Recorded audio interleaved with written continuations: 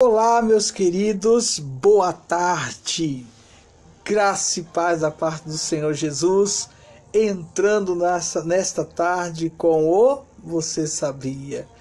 E hoje, gente, me deparando aqui com as minhas reflexões, estudos de alguns anos atrás, eu vejo quanto a palavra se renova, como é gostoso quando você mergulha na palavra e você descobre, você mesmo fala, poxa, eu nem lembrava mais, poxa, eu nem sabia, poxa, tenho que compartilhar com meus amigos, pessoas de Deus, servos do Senhor, né? Deus Altíssimo. Por isso, cada tarde, fique atento, porque eu sei que sempre Deus vai nos dar alguma palavra que venha falar o meu, o seu, nosso coração. Uma palavra revestida com poder celestial. Que Deus possa, neste momento, levar o teu pensamento, a tua mente cativa até a presença de Deus. Amém?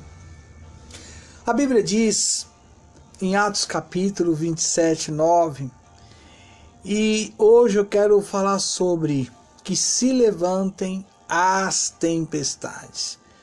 E esse texto vai nos ajudar a compreender algumas coisas, gente, que às vezes a gente, no momento, não tem tamanha resposta. Mas Deus tem algo para mim, para você. Vamos, mergulhar hoje nessa palavra e trazer à tona o Você Sabia? Amém? Conto com você. A Bíblia diz o seguinte, em Atos 27, verso 9. E passando muito tempo e sendo já perigosa a navegação, pois também o jejum já tinha passado, Paulo os admoestava. E Atos 27, 10 diz, dizendo-lhes, senhores, vejo que a navegação há de ser incômoda e com muito dano, não só para o navio e carga, mas também para as nossas vidas. Olha que coisa interessante. Voltando um pouquinho, eu quero vos chamar a atenção também, que eu li o verso 9, o verso 10, na verdade até adiantando um pouco, seria o correto eu falar. O 13 diz assim, e soprando o vento sul, brandamente lhes pareceu terem já o que desejavam, e fazendo-se de vela foram de muito perto, costeando Creta. É aqui que eu quero vos chamar a atenção. Gente, conta-se, eu quero usufruir dessa história para mergulhar com você sobre um pouquinho essas tempestade que acontece com você, que acontece comigo e que acontece conosco.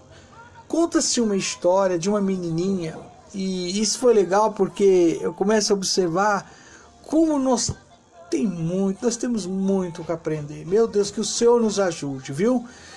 Conta-se uma história que uma menininha, ela ia e vinha todo dia, gente, para a escola. Porém, um dia, apesar do dia ser um dia de mau tempo, naquela manhã, de nuvens, por exemplo, estarem se formando, ela resolveu, a menina, fazer o mesmo caminho diário. Só que os ventos aumentaram, e junto, além desses ventos serem mais fortes, os raios e trovões começou a ser notório.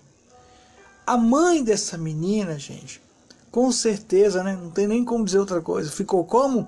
Preocupada. Ela ficou preocupada. E claro, ela pode ter trazido à tona o que eu vou fazer como o seguinte comentário. Poxa, a minha filha nesse momento, como é que ela deve estar? Ela deve estar apavorada, com muito medo, esse vento, esse barulho, esses trovões. E a mãe não se conteve, ficar só na imaginação. O que a mãe fez? Rapidinho ela pegou a chave do seu carro, entrou no carro, seguiu direção à escola, mas fazendo o mesmo caminho como de costume daquela menina, na esperança de encontrar. E claro, não demorou muito, logo ela avistou a filhinha andando, sabe? Mas uma coisa que ela observou, logo que ela foi se aproximando, a cada relâmpago, a criança, ela parava, olhava para cima e sorria. Para pensar numa cena dessa. Gente, um trovão, chuva, vento, né? Você faria isso? Não. Ou então só o vento forte e os raios e os trovões, você faria isso? Ficava olhando para o céu e sorria. Mas a criança, a cada som de trovões, raio, ela olhava para o céu e ela então sorria, começou a sorrir. E de repente a mãe chega próximo, ela para o seu carro, o seu veículo, ela entra para dentro do carro e logo a mãe vai perguntar, com certeza. E a mãe pergunta: minha filha, o que você está fazendo? Os ventos, esses raios, trovões. Aí a menininha, a garotinha, sorrindo, toda feliz, ela falou: olha, eu estava sorrindo porque Deus não para de tirar fotos, sabe? Minhas. Então toda hora que eu vi o raio, toda hora que eu estudava, eu sabia que ele estava tirando foto e olhava para o céu e sorria, porque Deus estava tirando foto de mim. Olha que coisa interessante nessa, né, pequena ilustração que eu quero passar para você. Todos nós, gente, todos nós, meus queridos, precisamos passar por tempestades na vida. Há ocasiões que provocamos, há ocasiões que com certeza nós provocamos as tempestades. E essas provocações, infelizmente, elas acontecem através de decisões, com certeza, erradas, de impulso, gente, incontroláveis.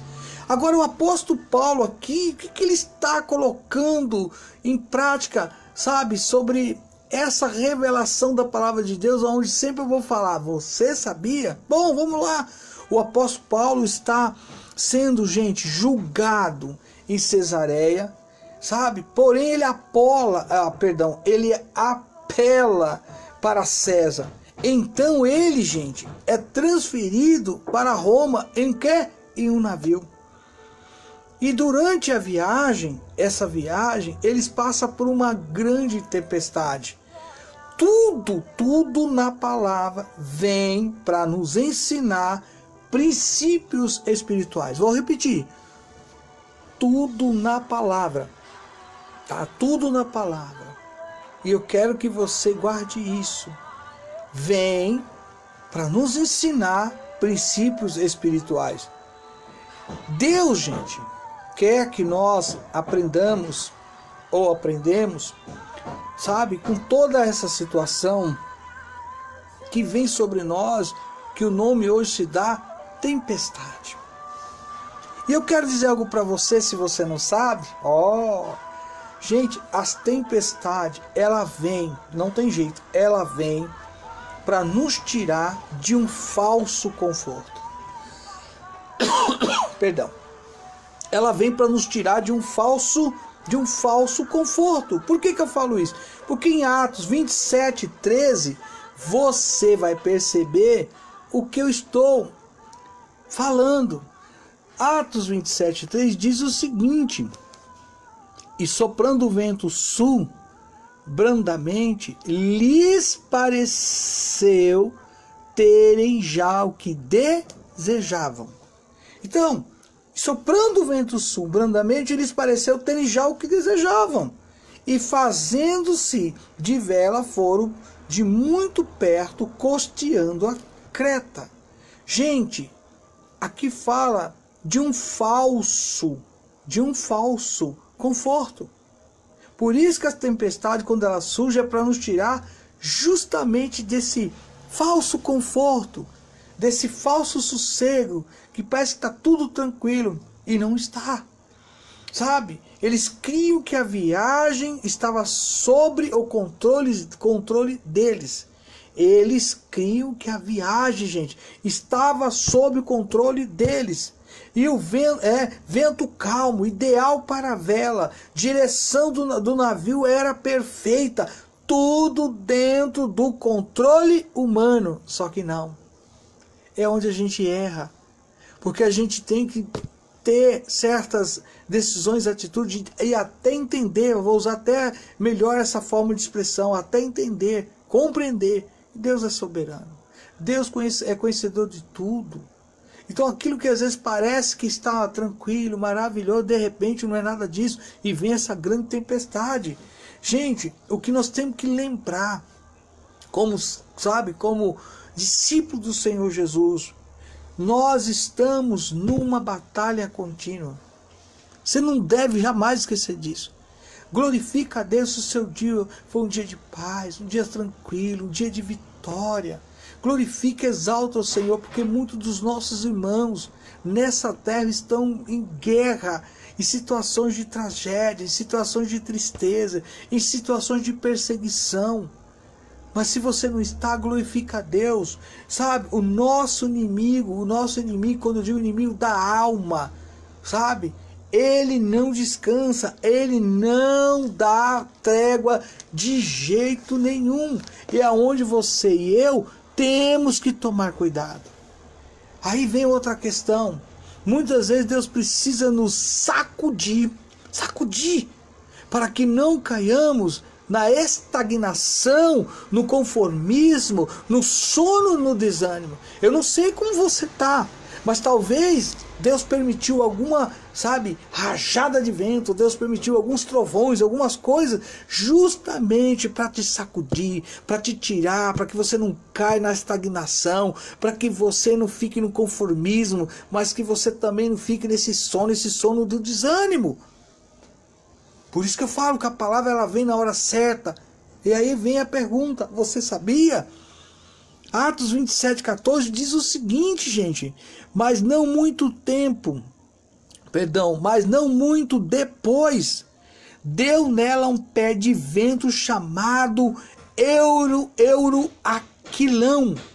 A tempestade, gente, sempre nos leva a examinarmos a nossa própria vida. É vero. É nesses momentos que você cai na real. É nesses momentos que você fala, poxa vida. E aí Deus começa a falar, se eu não te sacudir, se eu não tirar você do jeito que você está, você não vai entender e não vai obedecer o comando que eu deixei na minha palavra. Você vai, acomodando, você vai ficando tranquilo, de boa.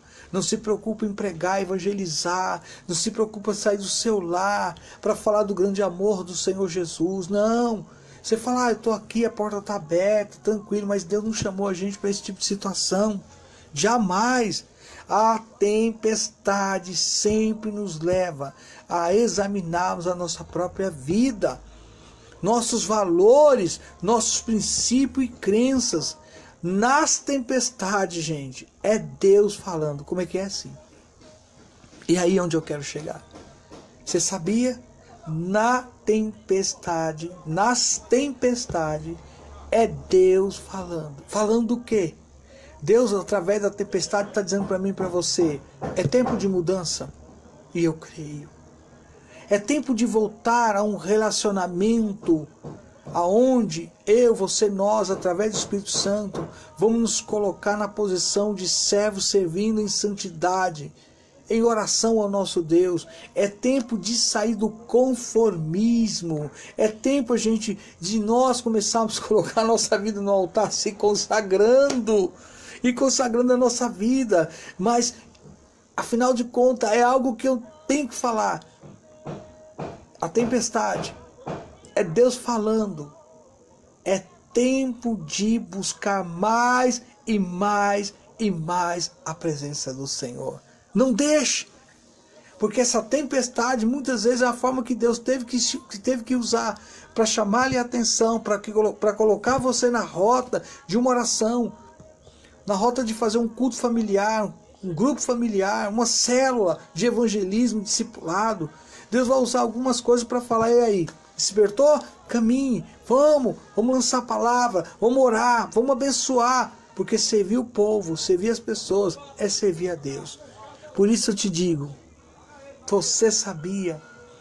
Nas tempestades é Deus falando comigo, com você, pois Deus está falando comigo e eu creio que Deus está falando com você. Amém? Que Deus te abençoe, que você tenha uma tarde, que você medite mais, que você leia mais, que você mergulhe na palavra do conhecimento. Tudo isso para a glória de quem? Para a glória do nosso Deus Altíssimo. Que Deus te abençoe. Que o Senhor possa entrar e trazer a bonança após essa tempestade, que hoje Deus está dizendo: cesse. Glória a Deus. Amém? Olha o meu abraço. Um beijo no seu coração. Maranata, hora vem Senhor Jesus. Se Ele permitir, eu declaro sempre isso, amanhã depois das 8 estamos juntos. Amém? Compartilhe. E a você que ainda vai me ver mais tarde ou à noite, eu deixo o meu abraço e boa noite para a glória do Senhor Jesus. Shalom Adonai.